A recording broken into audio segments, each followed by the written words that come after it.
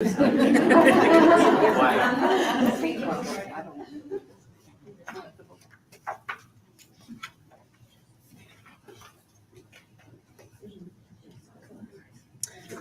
afternoon. Rebecca Serle is here with us tonight. She is the New York Times and Indie Next bestselling author of In 5 Years, The Dinner List, and the young adult series, The Edge of Falling and When You Were Mine.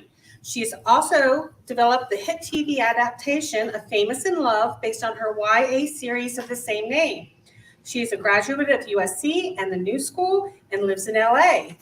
Rebecca joins us today to discuss her newest novel with a moving and unforgettable exploration of the powerful bond between mother and daughter, set in the breathtaking Amalfi Coast in one Italian summer. This is also the Indie Next #1 pick for March. She is joined by Bethanne Patrick. Bethanne is a writer, author, and critic. Her monthly column on hot books appear in the Washington Post. Her book reviews and author profiles appear in the LA Times, Poets and Writers Magazine, on NPR Books, among other things. She is also the author of 2 books for National Geographic and the editor of an anthology for Reagan Arts. Welcome, Rebecca and Bethanne.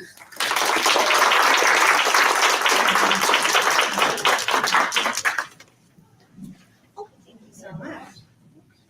Does this work for you? Yes. Okay, great. Hi, guys. Thank you so much for being here. Well, first I have to say hi, Mama. My mom is tuning in and streaming. So hi, Mom. I love you. It's going great. It does sound like it's going great, Rebecca. I'm so excited to be here.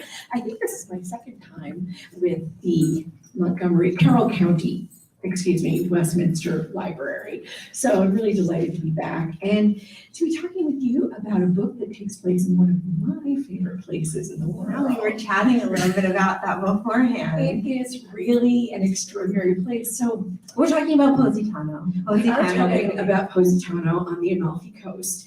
And so I think the first thing I have to ask you is, when did you first visit Positano? Because it can't be just once. You have to have been there more than once.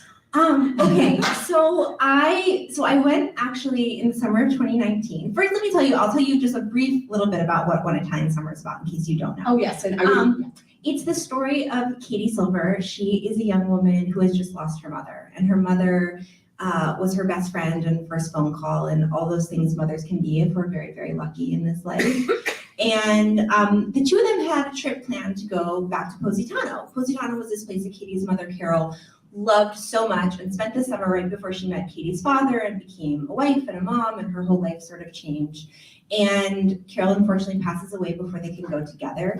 Katie decides to embark on this adventure alone, and in a magical twist ends up meeting her mother when her mother is 30 and they spend the summer together as 2 young women. So I, in the summer of 2019, went to Rome with my mom. And my mom had always talked about the summer she spent in Italy when she was 20. And she fell in love with this guy named Remo. By the way, I need to caveat this by saying my mother is very happily married to my father. she is not Carroll. I've been telling this story. I've been on tour this week, and sometimes I don't leave with that, and my mom says that's important. So she is very happily married to my father. So we went back in the summer of 2019, and so she spent this magical summer in Rome when she was 20, and she fell in love with this guy named Remo, and she hadn't been back since. We ended up finding Remo. We found his sister on Facebook, and we found him, and they met at the Trevi fountain, which was the place they had met 50 years beforehand. And he brought her this love charm that he had kept for 50 years. And, he was like, I've never loved anyone else. My mom was like, nah. But it was very sweet and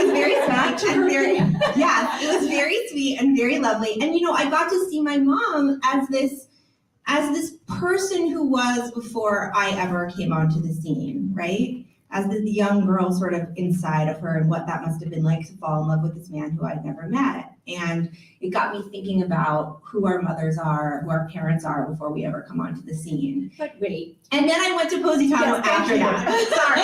So then I went to Positano after that. And my mom had similarly talked about Positano. She'd spent a long time there. I ended up going with a friend. But there's such a timelessness to that place. I mean, the same restaurants were there, like J. Black and the Marina and all of the places that I talk about in One Italian Summer. If anyone would like to go to Italy, I think the book makes an excellent itinerary. And there's such a beauty and such a specificity to that place. And it really, to me, it just felt like the most magical place in the world, more magical than anywhere I'd ever been.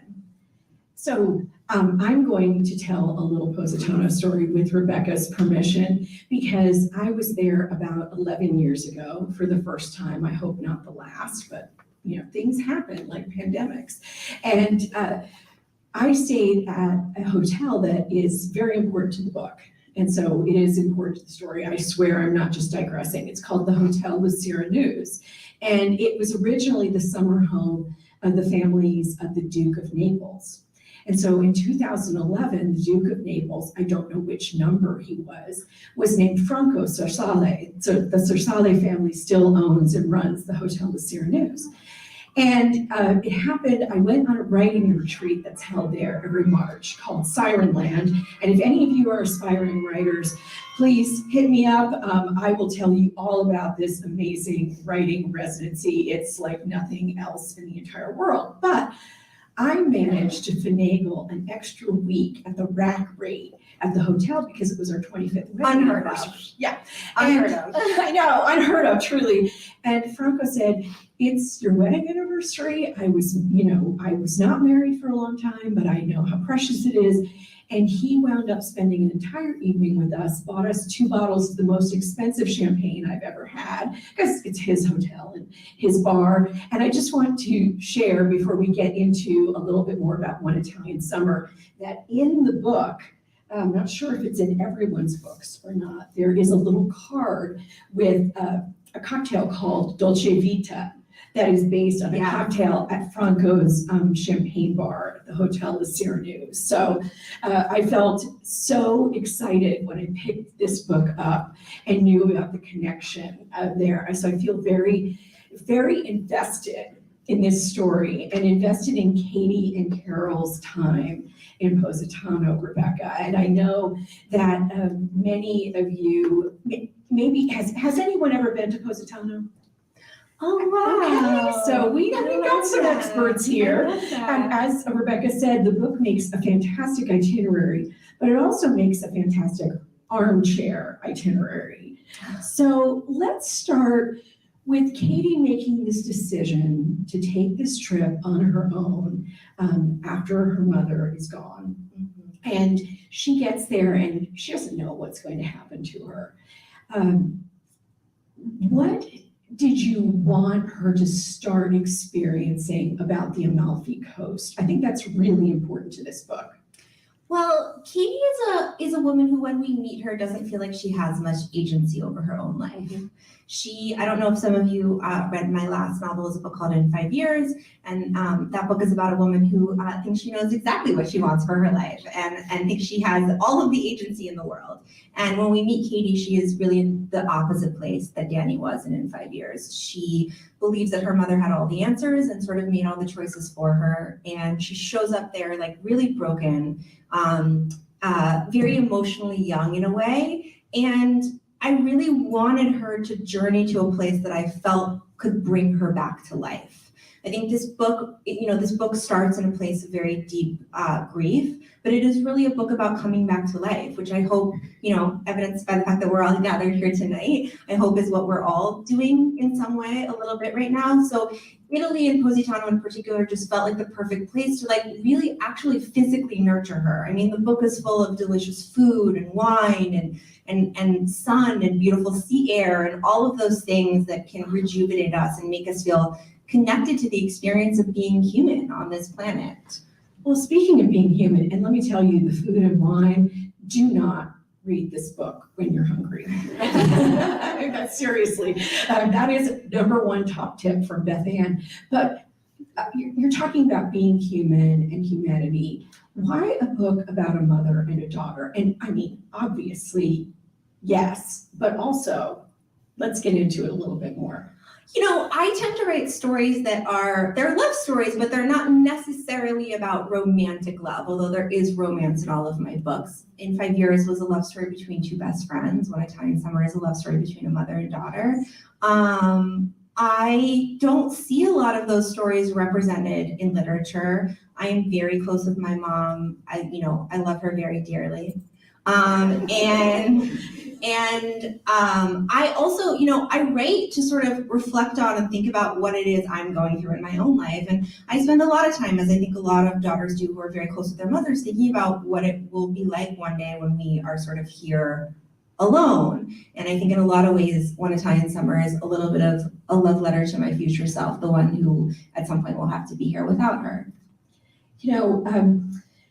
The relationships in the book, and this is something I mentioned to Rebecca before we started, really interests me because so many of the places on the Amalfi Coast and in Positano in particular, like I mentioned the Serle family, are family run, as is the Hotel Poseidon, which is on the other side, now I know, of Positano.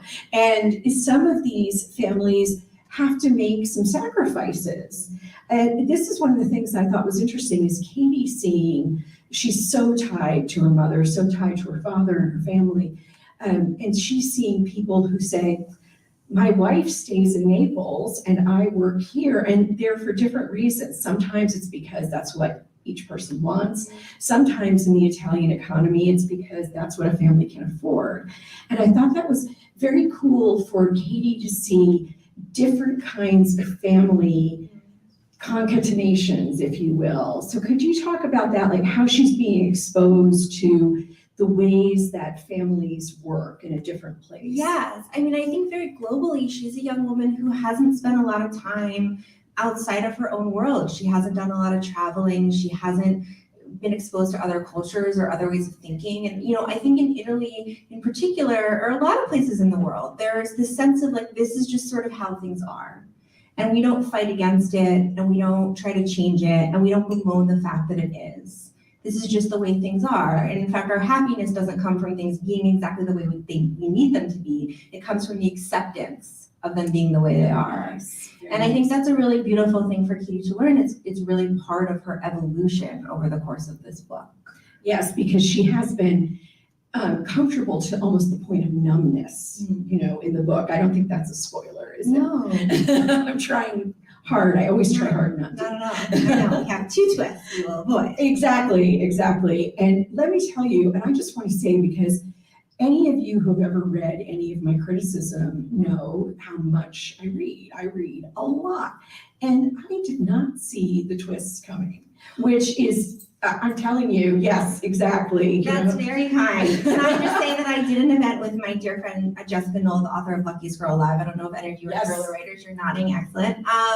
And she told me the same thing. She's like, I didn't see them coming. And she's a thriller writer. She said, I open a book, and as soon as somebody comes onto the scene, I know exactly who the killer is or whatever it is. I'm like, I'm a thriller writer now. I hear those books out. You are, because unfortunately, I had last year reviewed a book that I know a lot of people have liked, and I won't mention it here because that is too unkind, but I was like, I'm sorry, I saw the twist coming from a mile away. So for me to be surprised takes a lot. It was really cool. And I'd like to be surprised. That's the thing. I don't want to guess everything. So yes, you are a thriller writer now, de facto. Excellent. I'll take it.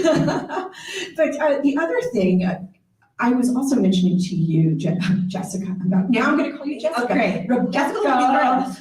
Rebecca, I think what I love about your books is that each one of them does have a little bit of fantasy. Mm-hmm. It's not quite magical realism. It's not fantasy like Game of Thrones, but I love just the way you slide into something. Here's Carroll, and she's 30 years old. Mm-hmm. It was so easy. It was not something that took a lot of, willing suspension of disbelief. It felt right.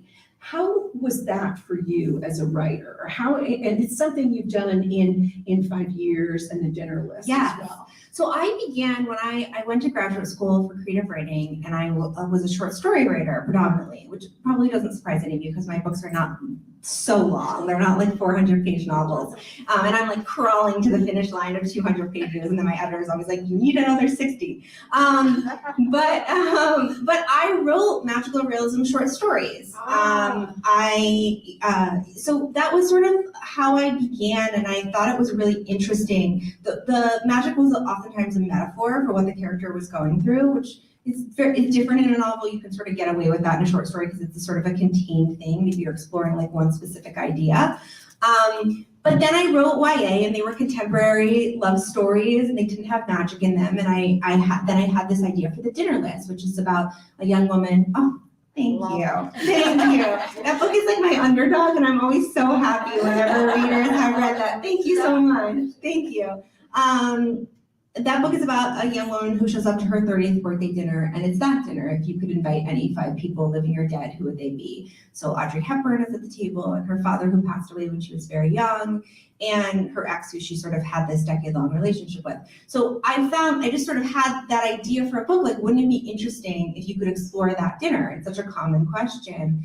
And I found that the magic really allowed for me to like just get into themes and ideas in a bigger way than I would be able to if I was just dealing with the sort of time and space controls of our own lives. And then it was the same within 5 years as well. Well, I'm not surprised to hear about your magical realism short stories, and I'm looking forward to that collection. I don't know about the rest of you. When is that coming out? I don't know. As my agent, no one wants to publish it. No, but actually, I don't know if you have the answer for this, and if you don't, please don't feel like we will just move right on. But what would your 5 people at the magical dinner table be? Who would they be? You know, it's been such a long time since I got asked that question, but I think definitely my grandmother passed away over the course of writing that novel, and I was extremely close with her, and the book is dedicated to her and my grandfather. So it would be both of them. It would be Nora Ephron, who I love very much, and whose voice I have often missed over the last few years. Yes. Maybe Joan Didion. Nice choice. Yeah, I have to think about my 5th one. But it was really beautiful because we you know, when I went on tour for that book, we sort of like, you know, people asked me the question and I asked them the question, and so much of it was just so personal, like how much people would want, you know, their mother who never got to meet their son, or how intimate and personal those that question is for people. That's a really interesting one, because I know I put my list together, and I still think no matter whether I put a relative on it or not, Julia Child would always be there. Oh, that's a good one. Speaking of Nora Ephron, and but the reason I'm asking that question is because I do want to talk about In 5 Years for just a moment, which I really enjoyed. And one of the things that brought it up for me in preparing for this event was thinking, what would Danny be doing with the pandemic?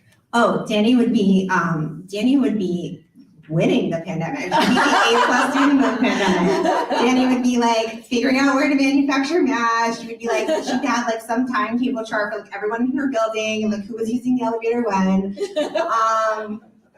Yes, as a control thing, I feel like she would have that on lock. But no, you know, in a lot of ways, Danny's journey in 5 years is sort of moving from one of control to one of like acceptance and release, and understanding that she isn't in control of everything that happens in her life, and that life is a lot about just sort of showing up to what is with our full selves, as we were talking about before. Mm-hmm. And Katie's journey is a lot of ways the opposite. She's somebody who doesn't really necessarily feel like she, like I was saying, like she has agency, and her journey is to understand that actually her life is a function of the choices that she's made for herself, and that she has autonomy over her own life. So they're sort of on opposite trajectories in a way. You know, it's so interesting you say that, because to come back to Positano and One Italian Summer, one of the things that kills me, it's in the book, and if you go where you've been, you know that Il Tagliata, up in the hills above Positano, is a farm-to-table family restaurant that people rave about. And I say people and not me, because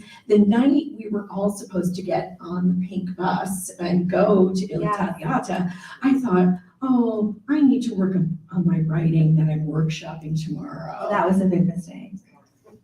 Big mistake. They go in the book, Katie and Carroll go, and it's this magical restaurant where they grow everything locally, and they plunk down a bottle of white wine, and they plunk down a bottle of red wine, and they bring you just course after course of pasta and fish and vegetables and everything that they grow. You leave and you feel like you're gonna die, but it is like a really magical time. I'm sorry you didn't get to experience Thank it. you, and I will someday, I will. But the reason I wanted to bring it up is not just to give them press, even though I hope they have tables filled every night.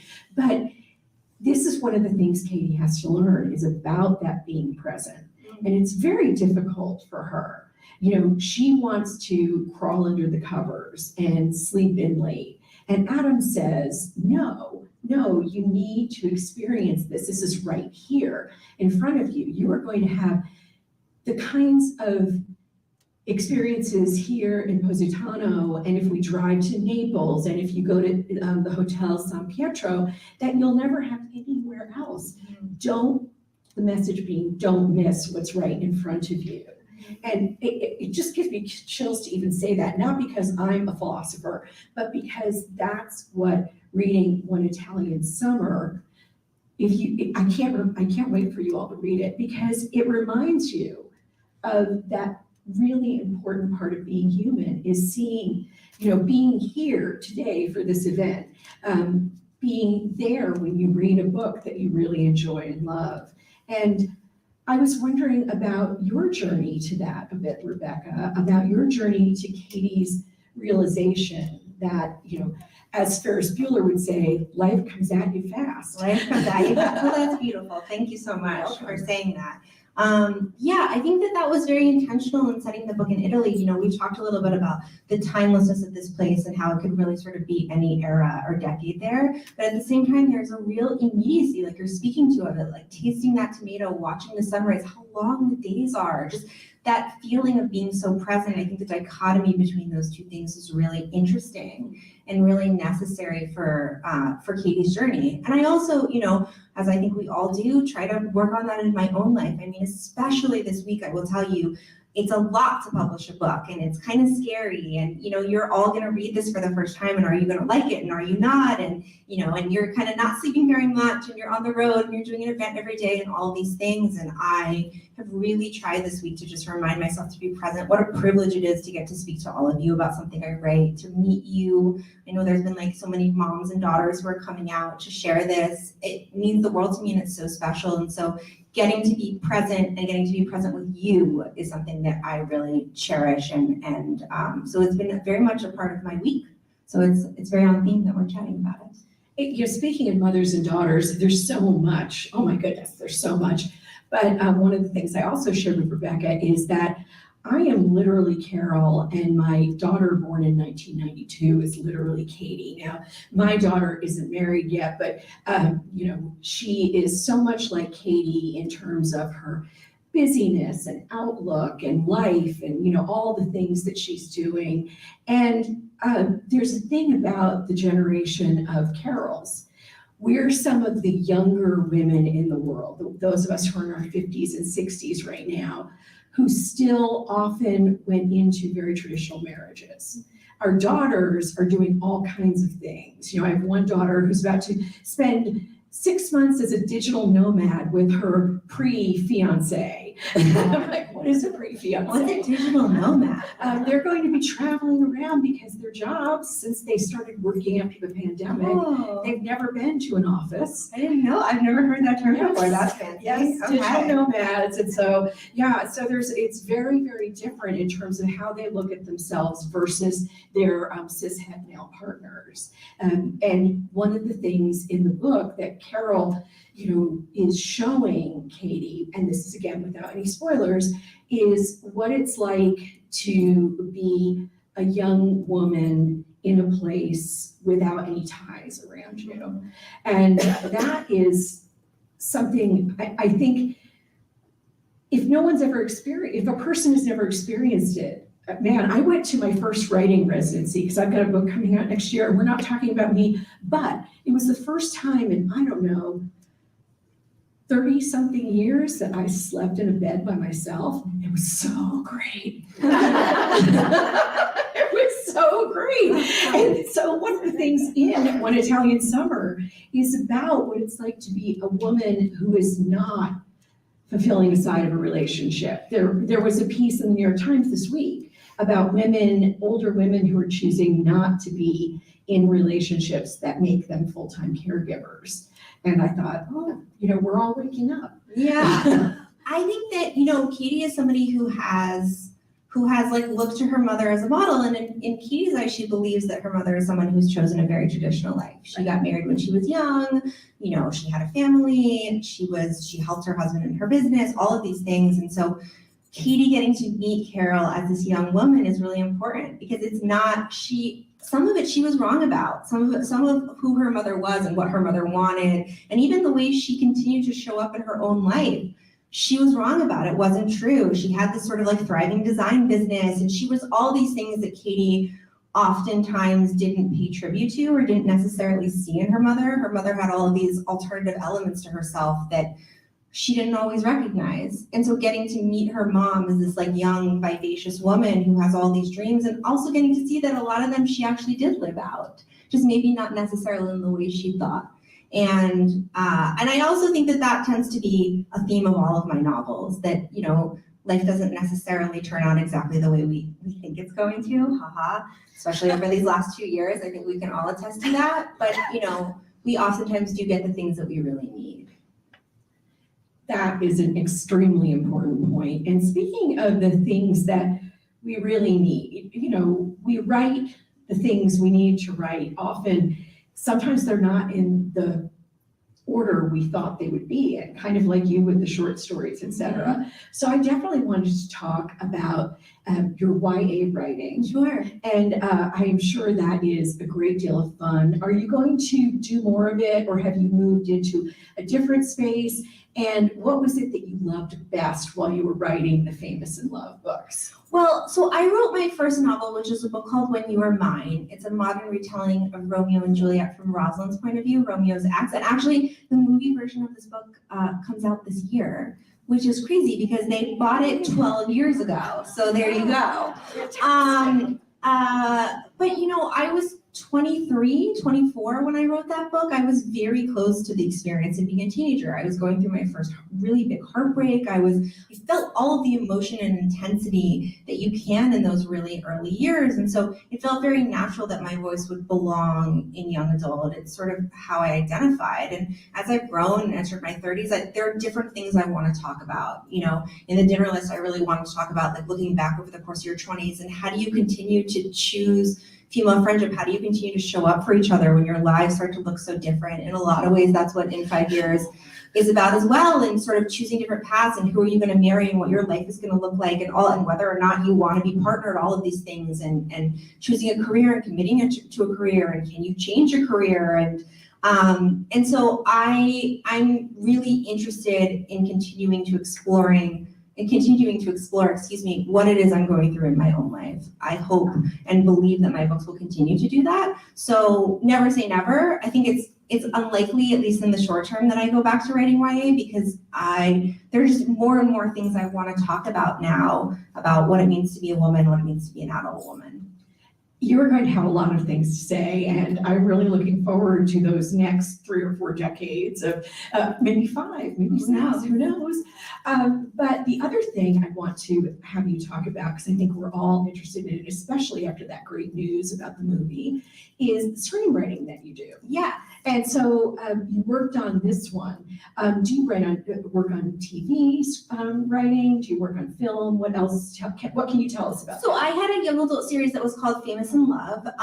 It was about a young woman who gets plucked from obscurity to star in like the next major feature film franchise based on a book series. It was sort of like a real life Twilight, and she falls in love with her co-star and all these fun things. It was very fun to write. And I ended up writing the television show for that. And we made 2 seasons of it. It's on, I think, Hulu.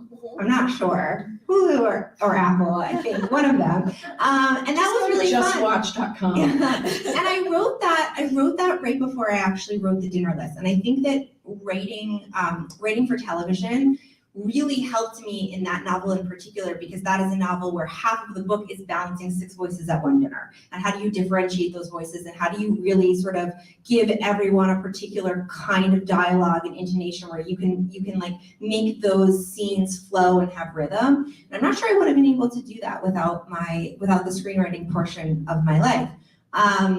So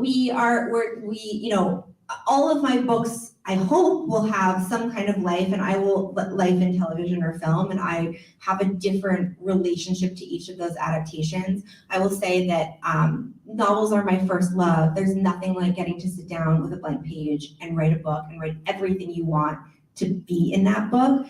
Television is extraordinary, but it's so collaborative, which is great, but also hard if you're me and you're a control freak and you like to know like every single word that's going to be in there, because there's so many voices in a room. There are other writers, there are producers, there's a studio, there's a network, there's all of these people involved. And so there's a real sort of preciousness to getting to write books. And I imagine that will continue to be my first love for a long time. I love hearing that, because what you call, and I know why you're saying preciousness, but it's also such a sort of wonderful space to be in. It is precious in its way, but it's so gratifying. It is. You know, I'm very lucky. It really is. It's a wonderful place. But what can you tell us then? She's writing novels. What's coming next? Okay, here's what I will say. My books, like I was talking about, tend to be about a different kind of love than romantic love, right? We talked about In 5 Years and One Italian Summer, and The Dinner List to an extent as well. My next book will put romance front and center. That's what I will say about it. I don't obviously know when it will be out or any of those details. I'm working on it right now, but that is what I can share, and I'm very excited about getting to talk about that, to talk about all the things involved with that side of life.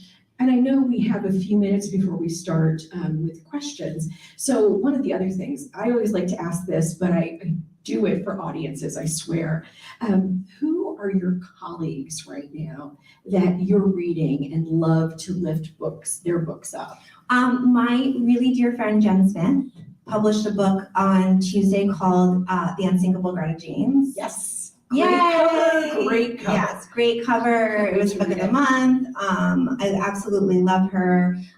My dear darling Gabrielle Zevin has a book out, I think maybe in 2 months, called Tomorrow and Tomorrow and Tomorrow, that I just tell her all the time is going to win every single award. And this is, Gabrielle wrote That's Right Life of A.J. Fikry. Yes. So I know you all loved that one. Yes. And Tomorrow and Tomorrow and Tomorrow has a Shakespearean title. Yes, it does. So I just wanted to mention that because it's really fun. It's really incredible. I would talk about that book all day long. She's remarkable. So a lot of my friends publishing in a few months. I feel very lucky. I lived in New York for many years, about 12 years. Now I live in Los Angeles, but I got to meet so many novelists and so many who've become just wonderful friends and colleagues. In fact, now so many of us live in LA after COVID. So many novelists moved from New York to Los Angeles, and we all get together on Wednesdays and sort of write together and get to share in that. It's a lot of my YA colleagues, and Jen Smith, who I mentioned as well, joins. And so it's a really special space where we get to run ideas off of each other and sort of, support and encourage each other. And I will say that about publishing is it is such a collaborative and non-competitive space. I feel very, very lucky to work in an industry that's full of really incredible, powerful women who love to just talk each other up. It's great. Exactly. Yeah. So I think we can take some questions now, and I will be doing the choosing. So just wait for me to select you so we have some decorum, but please know I think we have plenty of time to get through almost everything. Plus we might have a few online questions to answer. So go ahead. Yes, so you did ask what books you'd like to raise up and your friends are reading out, but what are you reading right now? Great What question. am I reading right now? Oh, I'm reading the new Linda Holmes book. That I'm absolutely loving. So the truth is I read a lot of books that are about to come out. So I'm reading that, and that's the book I brought on tour. And also Carter Bays, who is the creator of How I Met Your Mother, and I believe also How I Met Your Father, has a new novel coming out. I'm totally blanking on the title, which is embarrassing, but it's extraordinary. So I'm reading those. Those are the 2 books that came on tour with me. So when, I haven't read this book yet, but you're, Katie is Yes. the main character, and then Danny in 5 years. In 5 Yes. years. They seem to be like opposite. So does that mean it's maybe 2 sides of you, or like how do you? Yes. Yeah. I think in a lot of ways, all my characters are kind of based off of me in a way, like different elements of myself. I think that in particular in 5 years, Danny and Bella are such, I think Danny and Katie are on really opposite trajectories. I think Danny and Bella are really opposites. And I feel like it's often a spectrum, like where you fall between the 2 of them. I would say I'm probably more towards Danny's side. But I identify a lot with Katie, with her, with her like love and connection with her mom, with her fear around all of that. I hope that I'm a little more like farther along in my evolution process than she is. But I would say, yeah, to a certain extent, all of, particularly my narrators, because I write first person and it's so close, I think all of them are based in a way on an element of myself. Sabrina probably the most, actually, from Dinner List. That was a great question. Now over to this side. Anyone? Yes. So I saw that Lauren Graham is doing the audiobook for this. Do you have any input on who reads the book? Yes. So Lauren Graham, who played Lorelai Gilmore on Gilmore Girls, does the audio for this book. It's remarkable and extraordinary. You should all buy hardcovers, but if you would also like to listen, I recommend. She is lovely and wonderful, and actually we were introduced through Jen Smith, who I just mentioned, and it just seemed like the obvious and perfect fit, and thankfully she was willing to do it, and it just came out so wonderfully. Megan Hilty did in 5 years, and I think did a wonderful job. So yeah, we're always in conversation about it. I would not recommend the audio for The Dinner List because I recorded it, and I have been told that my voice doesn't translate that well to audio, so there you go. But yes, it's always a conversation for sure. That is really hard stuff because I'm in the middle of hosting a podcast. It's not going to launch for a while, but my boss said, there was an extraordinary, you did so much better at the end of last week than you did at the beginning of last week. And I thought, oh, there's a long way to go. It's hard to do Gotta voice wind up. work. The voice work is hard. I was lucky enough to read this book before it came out, and it was a joy. Both in 5 years and When It's Hot in Summer have been like so unexpected, right? You go into it thinking you know what you're going to read, and then you come out with this magical love story that's not celebrated enough, like you said in the beginning. But what I found really interesting about When It's Hot in Summer is how Costanzo really was one of the main characters, and I wonder if it had something to do with us being like having a little wanderlust over the last 2 years, not being able to go in person, because I think that was a really beautiful gift that you gave the reader. That's so kind. First of all, thank you so much for your sweet words. Yes, absolutely. So 2 things. One, place is always really important in my books, and I think that came really organically out of my very, very, very deep love for New York City while I was living there. I just love that place. I was so enamored of that town, and so I wanted it to feel so alive in The Dinner List, and particularly in 5 years. And so it felt really natural then that like now place has become really important to the books that I write. And then I also, to your point, I wrote this novel from April to July of 2020, really in those first disorienting, very lockdown months where I wanted to be anywhere besides the 4 walls of my house, and Italy felt like a great place to be. So yes, it was my vacation to write for sure. And yeah, I hope that it feels like a vacation to read as well. Such a great question. Thank you. Are you planning to branch out into any other genres? I really love what I write. I really love, I guess you'd call it women's fiction, because of what I talked about before, because I so like to write about what's happening in my own life. I'm a total scaredy cat, so as much as we joke, I don't think thriller is in my future. And it's just like, these are the books that I tend to read. So I feel like this is really the place that my voice belongs. But one thing I have learned about life is never say never. So absolutely, who knows? At the moment, no, but anything could always change. Thank you. Right here. Oh, sorry. As far as you can tell, is that any of the other books have any production going for anything else? If you can tell us. Yeah. I can't really talk about that at the moment, which always means that there may or may not be good things coming. Right over here. At what point in your life did you know you wanted to become a writer? I don't remember a time before I identified that way. I truly don't. I was, my dad is a really huge reader and always read with me and to me when I was young. And I was like entering little poetry and writing competitions when I was in elementary school. It was always who I was. And I say a lot, I'm really lucky it worked out because I have approximately 0 accounts. But yeah, it's always actually really interesting to me when I meet writers who come to it later, because for me, it's such an identity thing. Like, who are you? I'm a writer. It's just who I am. It's who I've always been. So yeah, from the beginning, day one. Thank you.